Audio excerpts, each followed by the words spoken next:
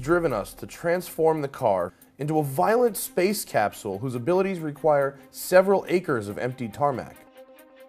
You can't measure certain cars today by their 0 to 60 time. That's a carrier pigeon in the age of iPhones. The new ruler requires a runway. It's the same reason we went from the Wright brothers to NASA, from canoe to aircraft carrier, because we, as people, have a drive to take something and master it. And although we've conquered the gasoline engine, extracted every last iota of explosive power, in the modern day, we are simply limited by adhesion.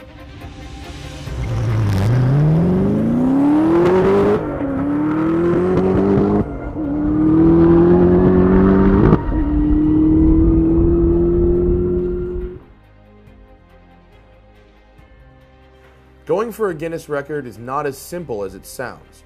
All the right pieces must fit together all at once. For the team at Hennessey, the process began almost 5 years ago. If there's one thing Hennessey knows, it's horsepower, so that wasn't a problem. Its twin-turbo 7-liter V8 makes 1,244 horsepower and over 1,000 pound-feet of torque.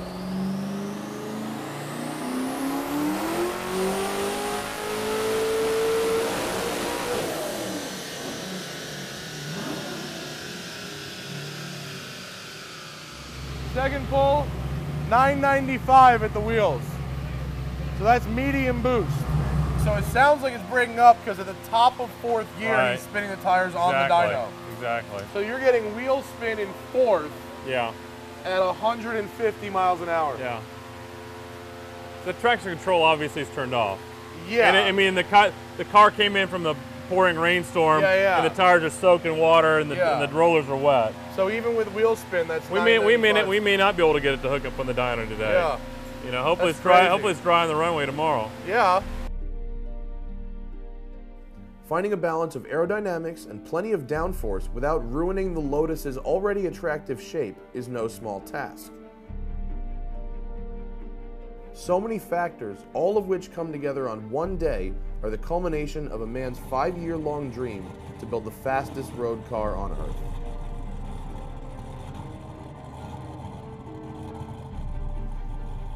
This road missile, though it may be street legal, is basically a race car. A no-frills merchant of death ready to remind you that nothing will ever feel fast again. No modifications, no alterations, and it has to be a production car with some factory modifications at maximum. The tyres also have to be DOT standard. The attempt must be supervised by a national or international testing agency for motorised vehicles, which we have here. The V-Box 3i GPS unit is going to be used to give us the accurate speed of these vehicles. And we've had the circuit approved as being flat and level, so there's no advantage there.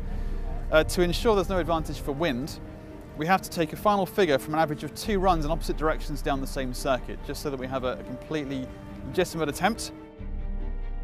The existing record for the fastest 0 to 300 by a production car was set by the Koenigsegg Agera R at 14.53 seconds. We've got an extremely fast car behind us, so I'm excited to see how this goes. I've got a sneaking suspicion this is going to go well today, but that's all I'm going to say.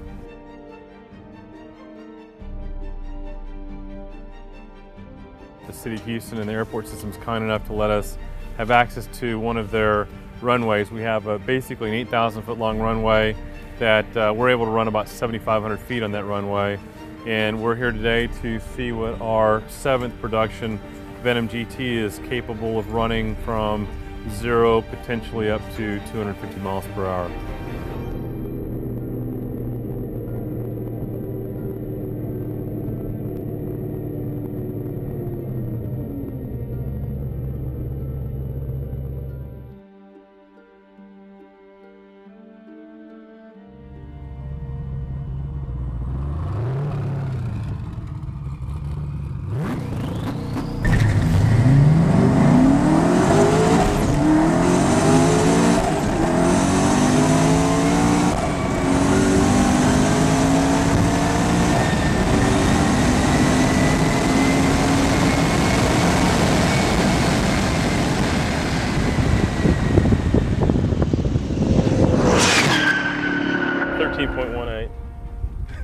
to 300K. So we're a second and a half. You can still go 14.2 on the opposite direction. It's still yeah.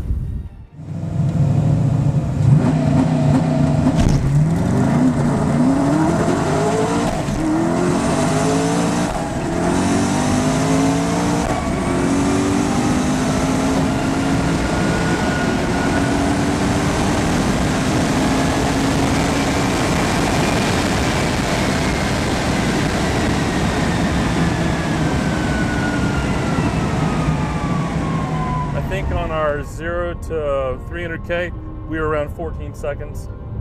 So that would average out about a second faster than the existing record.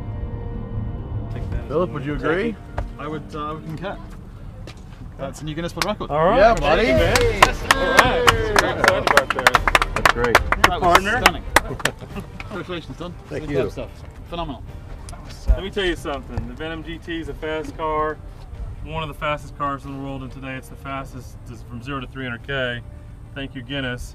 But none of that would be possible without this guy right here. Don Goldman is the man behind the scenes that makes the engine go. So, And Kevin, who helped us. Absolutely. So Well done, boys. Guinness World Record. All of that fuel, tyre, smoke, everything, all of that work, that grit, that determination, that teamwork is actually produced something quite special. just think of the margaritas that are going to get sacrificed tonight in celebration of this IP.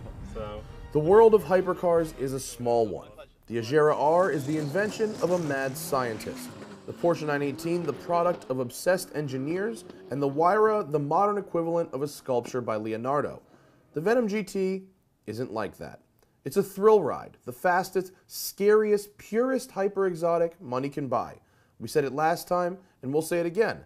All John Hennessey wanted to do was go fast. And according to Guinness, he now builds the fastest accelerating car on the planet.